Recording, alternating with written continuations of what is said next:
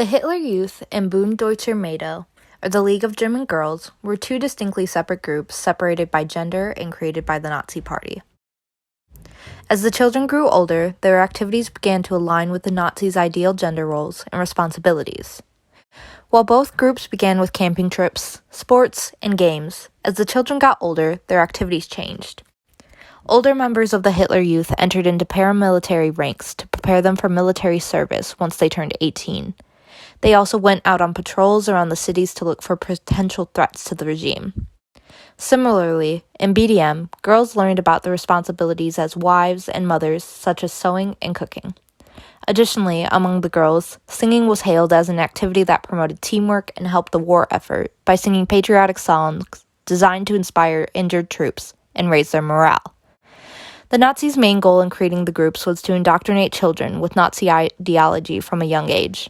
In Mein Kampf, Hitler wrote that if the minds of the children were controlled, then the ideals of fascism would be ensured for longer. And Hans Schemm, a Nazi educator, believed, those who have the youth on their side control the future.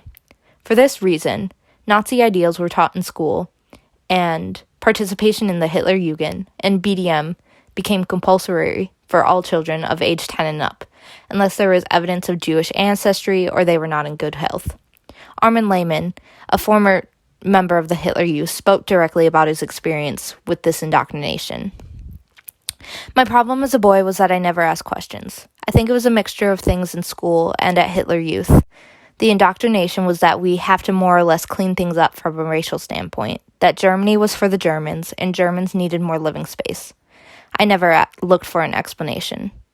The indoctrination had such a significant effect on many of the children that they became some of the most fervent Nazi followers, reporting on people who did even slightly anti-Nazi activities, including their own siblings or parents. While the Hitler Youth and the League of German Girls were the only legal youth groups in Nazi Germany, other groups that embraced activities not permitted by the Nazi regime or rejected Nazi ideology found their way to the surface. One of these groups, known as the Swingjugend, or Swing Kids, was composed primarily of teens from upper-class families who had more liberal views due to their exposure to a more westernized or allied society. They had the largest presence in Hamburg, though small groups popped up in cities throughout Germany. Most of the Swing Kids were not consciously choosing to be rebellious, instead just wanting to have fun and embrace the activities they loved.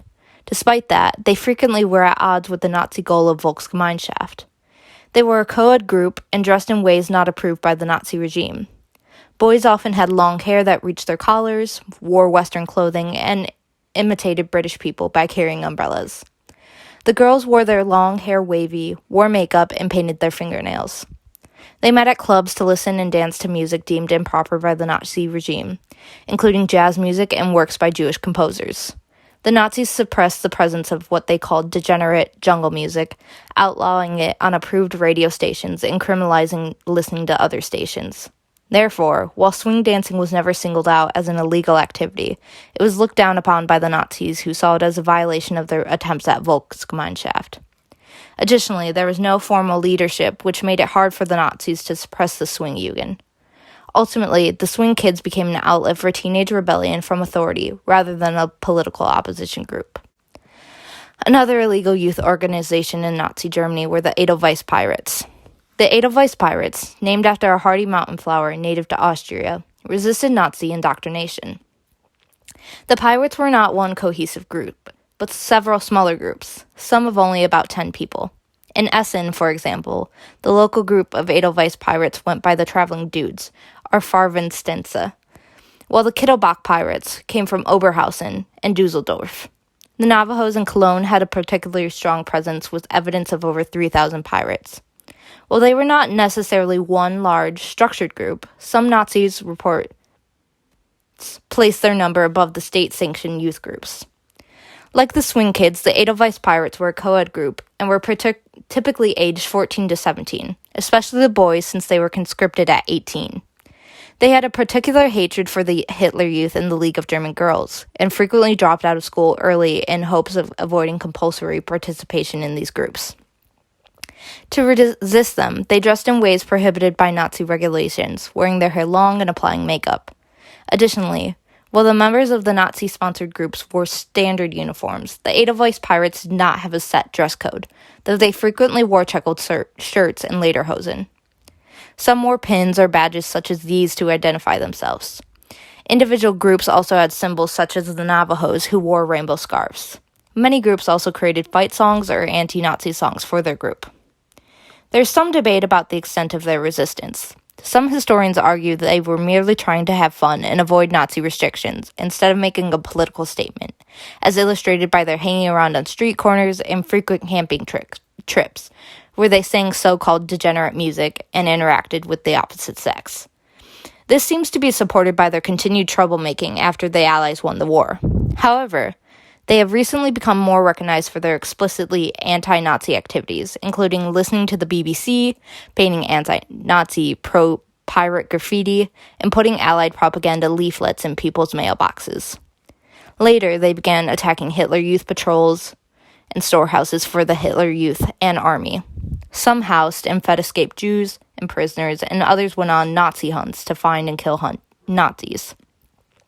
One surviving pirate even confirmed a report that they were planning on blowing up the Gestapo headquarters in Cologne. While before the war, the Nazis were not particularly aggressive toward the Edelweiss pirates, they became harsher once the war started.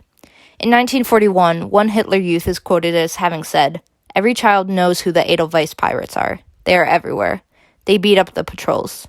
They never take no for an answer." The Nazis began arresting the pirates and enacting punishments. While many were sentenced to prisons or concentration camps, others were executed, such as the 1944 public hanging in Cologne. The White Rose was another small youth organization that has become known for its anti-Nazi practices. While the intentions and degree of resistance of the Swing Kids and Edelweiss Pirates are sometimes called into question, the White Rose was much more explicitly political. Additionally, contrary to the Edelweiss Pirates' practices, the White Rose was a nonviolent organization led by students at the University of Munich, including, most famously, the Scholl siblings, Sophie and Hans. Initially, they painted anti-Nazi slogans on walls, but from June 1942 on, the groups used their leaflets to question Nazi ideology and practices, and encouraged the German people to resist, quoting from the Bible, Aristotle, and iconic German poets, among others. The pamphlets were distributed in a variety of ways across the country, including being left in phone booths, mailed to random addresses throughout Germany, and taken by courier to other universities. In the first pamphlet, the society asked, "Isn't it true that every honest German is ashamed of its government these days? Who among us has any conception of the dimensions of shame that will befall us and our children when one day the veil has fallen from our eyes and the most horrible crimes that infinitely outdistance every human measure, reach the light of day?" Similarly, in an appeal to one moral's duty, the third pamphlet asked, "Why do you allow these men, who are in power to rob you step by step, openly and in secret, of one domain of your rights after another, until one day, nothing at all will be left but a mechanized state system presided over by criminals and drunks? Is your spirit already so crushed by abuse that you forget it is your right, or rather your moral duty, to eliminate this system?" On February 18th, 1943, the Scholl siblings went to the University of Munich to distribute the organization's sixth pamphlet, which read, "Even the most dull-witted German has had his eyes opened by the terrible bloodbath, which, in the name of freedom and honor of the German nation, they have unleashed upon Europe, and unleash anew each day. The German name will remain forever tarnished unless finally the German youth stands up, pursues both revenge and atonement, smites our tormentors, and founds a new intellectual Europe. Students, the German people look to us. The responsibility is ours." Just as classes were dismissed, Sophie dropped pamphlets down into the central hall so that more people would see the flyers. However, as she did so, a janitor and strong Nazi sympathizer saw her and alerted the Gestapo, who arrested the siblings instantly. They also had a draft of the next pamphlet, which led authorities to another member of the White Rose, Christopher Probst. The three were tried in a show trial and executed by guillotine 4 days later. Several other members of the groups were subsequently tried, with most being executed or sent to prison camps. Though their ability to continue directly fight Nazi ideology was foiled, smuggled copies of their sixth pamphlet reached the RAF, who released copies of it during flyovers throughout Germany, helping further the goals and legacy of the White Rose. Overall, their main goal can be summarized in the Scholl siblings' final actions. On the back of her indictment, Sophie wrote, "Freiheit," freedom. Her last words were, "What does my death matter, if through us, thousands of people are awakened and stirred to action?" And from the executioner's block, Hans shouted, "Long live freedom."